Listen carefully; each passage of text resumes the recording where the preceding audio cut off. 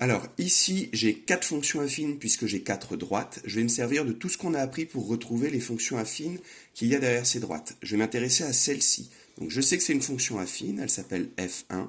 Si elle est affine, c'est forcément que c'est quelque chose qui multiplie x plus autre chose. Ça c'est A, ça c'est B. Le plus facile à trouver, c'est B, c'est l'ordonnée à l'origine. Je regarde à quel endroit l'ordonnée, l'axe des ordonnées est coupé, c'est à 1. Donc je sais déjà que c'est une fonction avec plus 1 à la fin. Un peu plus compliqué, pour retrouver le coefficient directeur, il faut juste que je comprenne l'escalier qui a été fait. Je rappelle, c'est comme si c'était une fonction linéaire décalée. Donc en général, ce qu'on fait, c'est qu'on prend un point bien simple, un point c'est-à-dire qui est sur un carreau, et on regarde ce qui se passe quand on avance de 1. Quand j'avance de 1, je vois que la fonction descend de 2. Je peux faire ça à n'importe quel endroit. Si je me mets ici et que j'avance de 1, la fonction, elle descend de 2. C'est donc un coefficient directeur de moins 2. La fonction, le coefficient a de cette fonction, c'est moins 2. C'est donc moins 2x plus 1. Je vais aller un petit peu plus vite pour la suite. D2, c'est une belle fonction linéaire. Donc je sais déjà que c'est plus 0. En général, plus 0, on ne le rajoute pas. Maintenant, quel est le coefficient directeur? J'avance de 1, je vois que ça a l'air de monter de 0,5. Si j'ai un doute, en avançant de 2, je vois bien que ça monte de 1. Donc le coefficient directeur, quand j'avance de 1, visiblement on monte de 0,5.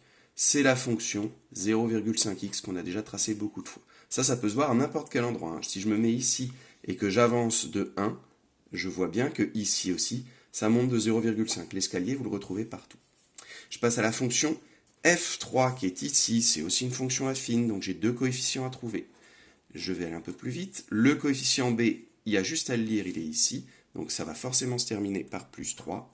Le coefficient a, je me mets n'importe où. Par exemple ici, j'avance de 1. Qu'est-ce qu'elle a fait? Elle est montée de 1.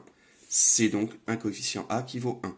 Donc, bon, pour ceux qui sont encore pas très à l'aise avec l'écriture littérale, je peux le dire, c'est 1x plus 3, mais on sait bien que quand on a 1x, en général, on écrit juste x plus 3. Voilà ma troisième fonction.